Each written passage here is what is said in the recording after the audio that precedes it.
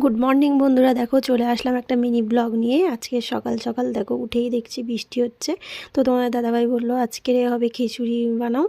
তো আমি চলে গেলাম খিচুড়ি বানাতে সকাল সকাল। তো দেখো এখানে খিচুড়ি আর হচ্ছে কি খেজুর দিয়ে চাটনি করব বলে আমি খেজুরগুলো মানে চাটনির জন্য কড়াইতে দিয়ে দিয়েছি। তারপর মনে পড়েছে যে এর বীজগুলো তো বাদ দিতে হয়। তো কোনো দিনও করিনি, খেয়েছি অনেকবার, তো চাটনিটা করিনি কোনো দিনও, এই ফার্স্ট করছি। তো দেখো এখানে চাটনিটা কমপ্লিট হয়ে গেছে, এদিকে আমার খিচুড়িটাও কমপ্লিট হয়ে গেছে।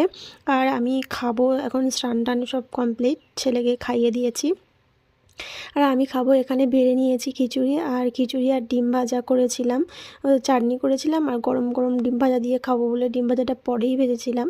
তো দেখো আমি এখানে খেতে বসে গেছি। তো খিচুড়িটা খুব ভালো হয়েছিল, খুব টেস্টি হয়েছিল। তো দাদা আসতে দেরি হচ্ছিলো বলে আমি খেয়ে নিচ্ছিলাম। চলো, ভিডিওটা ভালো লাগলে লাইক করো, চ্যানেল নতুন হলে অবশ্যই চ্যানেলটাকে সাবস্ক্রাইব করে দিও। টাটা।